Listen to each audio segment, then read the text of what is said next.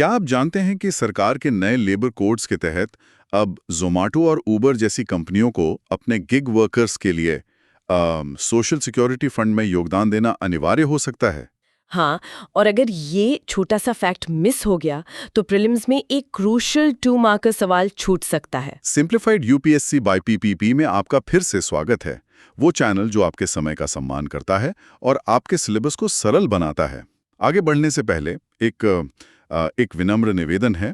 यदि आप सक्षम हैं और अगर हमारा कंटेंट आपकी तैयारी में वैल्यू जोड़ता है तो कृपया सदस्य बनने के लिए उस ज्वाइन बटन को दबाने पर विचार करें।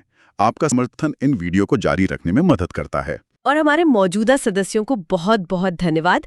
आप इस चैनल के स्तंभ हैं। सभी के लिए हमारे टेलीग्राम चैनल पर प्रैक्टिस PYQs के साथ फ्री नोट्स इंतजार कर रहे हैं, लेकिन हमारे लेजेंड यूट्यूब सदस्यों के लिए हमारे पास एक विशेष डिस्कॉर्ड सर्वर है जो प्रीमियम नोट्स, अतिरिक्त PYQs और मॉडल मेंस उत्तर प्रदान करता है। तो वहां हमसे जरूर जुड़ें। तो आज बात करते हैं लेबर और एम्प्लॉयमेंट की। ये एक ऐसा टॉपिक है जो दशकों से एक ही ढर्रे पर चल रहा था। बिल्कुल। लेकिन अब सरकार ने 29 पुराने केंद्रीय श्रम कानूनों को मिलाकर सिर्फ 4 नए कोड्स बना दिए हैं। ये एक बहुत बड़ा बदलाव है। हाँ, और याद रखना जरूरी है, श्रम यानी लेबर संविधान की 7वीं अनुसूची में समवर्ती सूची का विषय है, कॉन्करेंट लिस्ट का। और यूपीएससी के लिहाज से ये सीधे GS पेपर 2 मतलब सरकारी नीतियां और GS पेपर 3 यानी भारतीय अर्थव्यवस्था और रोजगार दोनों से जुड़ता है। ठीक है, तो इन 4 कोड्स को याद कैसे रखा जाए, इसके लिए एक एक्रोनिम है WISS। WISS। हाँ, ये बहुत काम का है। W मतलब वेजेस यानी मजदूरी, I मतलब इंडस्ट्रियल रिलेशंस औद्योगिक संबंध, पहला S है सोशल सिक्योरिटी सामाजिक सुरक्षा, और दूसरा S वो है सेफ्टी मतलब OSHWC code occupational safety health and working conditions. ठीक है, तो WISS के W से शुरू करते हैं।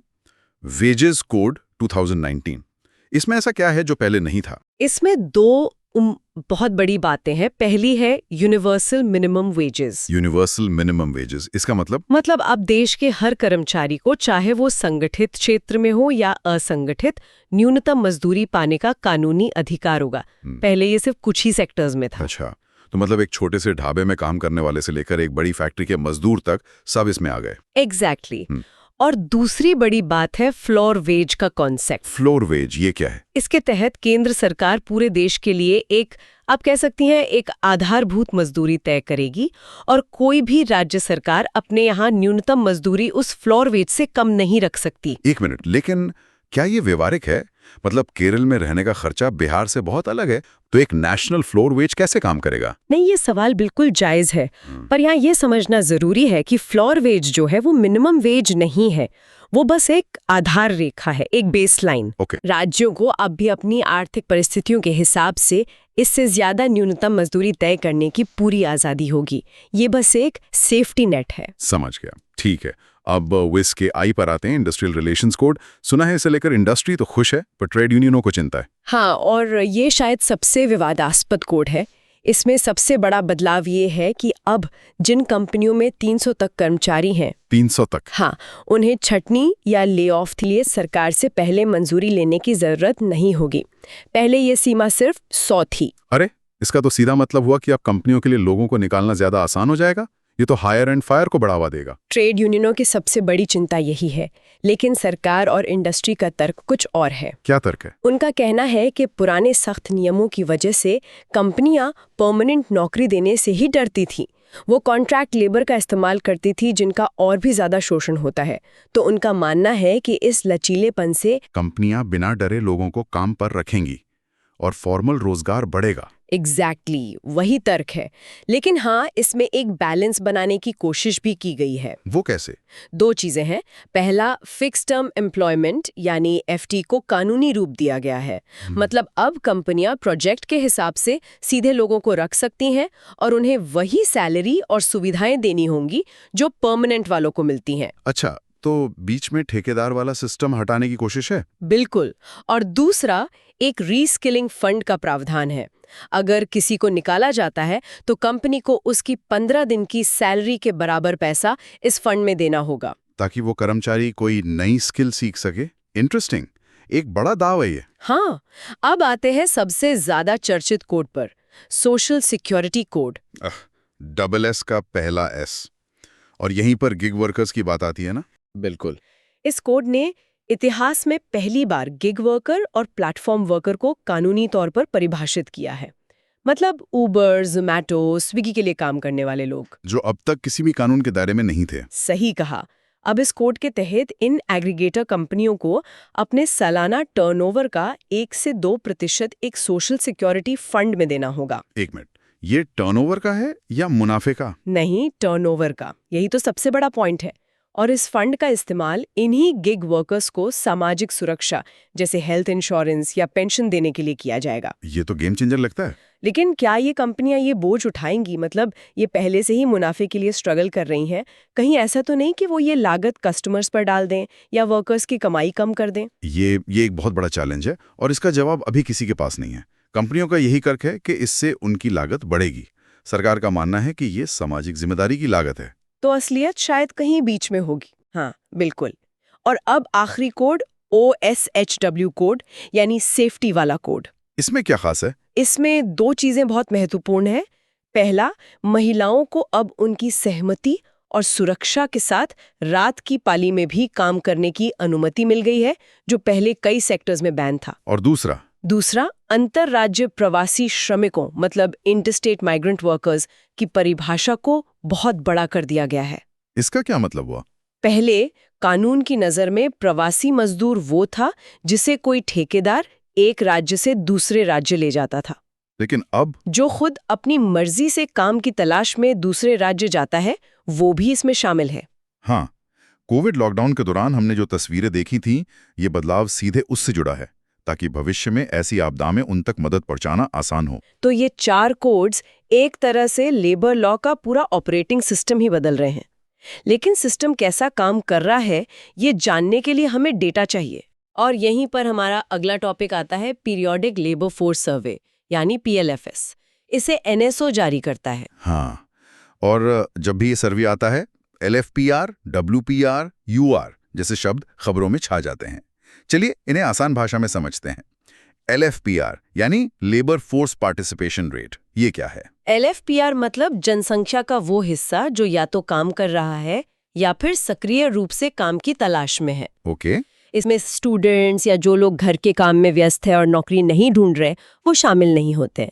ये बेसिकली देश की वर्किंग या विलिंग टू वर्क आबादी है। ठीक है, तो अगर LFPR बढ़ रहा है मतलब ज्यादा लोग काम करना चाह रहे हैं। अब WPR यानी वर्कर पॉपुलेशन रेशियो। WPR उन लोगों का प्रतिशत है जिनके पास असल में काम है, जो एम्प्लॉयड है। अच्छा। और LFPR और WPR के बीच का जो गैप है, वही वो लोग हैं जो काम तो चाहते हैं पर उनके पास है नहीं। और यहीं से निकलती है बेरोजगारी दर, UR, है ना? बिल्कुल। अनएम्प्लॉयमेंट रेट यानी UR की गणना कुल आबादी पर नहीं बल्कि लेबर फोर्स पर की जाती है।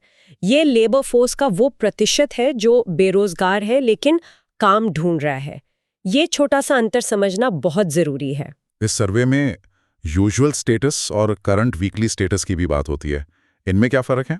यूजुअल स्टेटस पिछले 365 दिनों का एक लंबा व्यू देता है, मतलब साल के ज्यादातर समय व्यक्ति ने क्या किया। इससे लॉन्ग टर्म रोजगार की तस्वीर मिलती है। सही कहा। और करंट वीकली स्टेटस या CWS सिर्फ पिछले 7 दिनों की स्थिति देखता है। ये बहुत संवेदनशील होता है और शॉर्ट टर्म झटकों को पकड़ता है, जैसे अचानक लॉकडाउन लग जाना। एग्जैक्टली। तो एक हमें लंबी कहानी बताता है और दूसरा हालिया तस्वीर। ठीक है, ये आंकड़े हमें ये तो बताते हैं कि कितनों के पास काम है, पर ये नहीं बताते कि काम की क्वालिटी कैसी है या लोगों के पास भविष्य के लिए सही स्किल्स हैं भी या नहीं। और यहीं से हम अपने तीसरे और आखिरी हिस्से पर आते हैं, स्किलिंग और मजदूरी का भविष्य। स्किल इंडिया मिशन तो काफी समय से चल रहा है। हाँ, लेकिन अब एक नया मॉडल सामने आया है, PM सेतु। PM सेतु, ये क्या है? इसका मकसद देश भर के ITIs को अपग्रेड करना है। हाँ, लेकिन इसका फंडिंग मॉडल बहुत अनोखा है। ये क्या एक केंद्र प्रायोजित योजना है जिसमें पैसा सिर्फ केंद्र या राज्य से नहीं आ रहा, तो फिर कहाँ से आ रहा है? बल्कि इंडस्ट्री भी इसमें पैसा लगा रही है। और सबसे खास बात यह है कि इसे एशियाई विकास बैंक ADB भी को फाइनेंस कर रहा है। ADB का शामिल होना क्यों जरूरी है? एडीबी का जुड़ना ये दिखाता है कि योजना अंतर्राष्ट्रीय मानकों पर बनी है और इंडस्ट्री का पैसा लगाना ये सुनिश्चित करता है कि आईटीआईज में वही ट्रेनिंग दी जाएगी जिसकी बाजार में असल में मांग है। मतलब सप्लाई ड्रिवन से डिमांड ड्रिवन मॉडल की ओर शिफ्ट। बिल्कुल। और स्किल्स के साथ साथ मजदूरी पर भी एक नई बहस है, मिनिमम वेज बनाम लिविंग वेज। हाँ, ये बहुत ही गहरी बहस है। मिनिमम वेज वो कानूनी राशि है जो किसी को जिंदा रहने की बुनियादी जरूरतें, मतलब रोटी, कपड़ा और मकान के लिए चाहिए।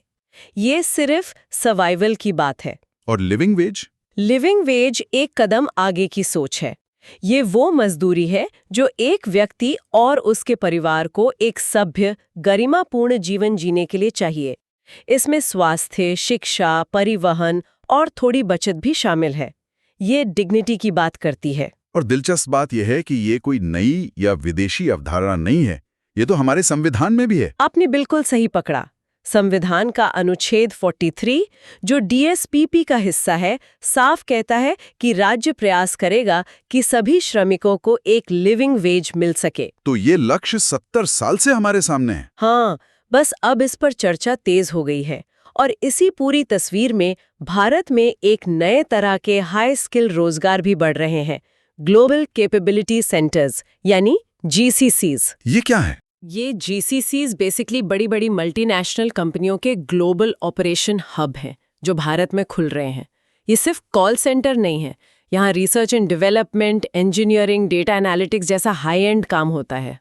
तो क्या हम भारत के लेबर मार्केट में एक तरह का ध्रुवीकरण देख रहे हैं? एक तरफ लाखों लोग गिग इकोनॉमी में कम सुरक्षा पर काम कर रहे हैं और दूसरी तरफ कुछ लोग इन जीसीसीज में हाई सैलरी वाली जॉब्स कर रहे हैं। ये आज के भारतीय रोजगार बाजार की सबसे बड़ी हकीकत और सबसे बड़ी चुनौती है, जिसे के शेप्ड ग्रोथ भी कहते हैं। एक हिस्सा बहुत तेजी से ऊपर जा रहा है और दूसरा या तो स्थिर है या नीचे जा रहा है। और हमारे ये नए कोर्स और स्किलिंग प्रोग्राम्स इसी को संतुलित करने की कोशिश है। हाँ, ये सब इसी ध्रुवीकरण को कम करके एक ज्यादा समावेशी विकास का रास्ता खोजने की कोशिशें हैं। तो आज की इस पूरी चर्चा से जो एक बड़ी बात निकलकर सामने आती है वो ये है कि भारत का श्रम बाजार एक बड़े मंथन से गुजर रहा है। एक तरफ कानूनों को सरल बनाया जा रहा है, तो दूसरी तरफ गिग वर्कर्स को सुरक्षा देने और मिनिमम से लिविंग वेज की ओर बढ़ने पर ध्यान दिया जा रहा है। और इन सबके केंद्र में एक ही तनाव है, लचीलापन बनाम सुरक्षा। अर्थव्यवस्था को लचीलापन चाहिए और समाज को सुरक्षा। इन दोनों के बीच सही संतुलन खोजना ही आने वाले सालों की सबसे बड़ी चुनौती होगी। अगर इस समरी ने आपकी मदद की तो कृपया वीडियो को लाइक करें। ये एल्गोरिथम को आप जैसे गंभीर एस्पिरेंट्स को खोजने में मदद करता है। कमेंट्स में अपने विचार जरूर साझा करें।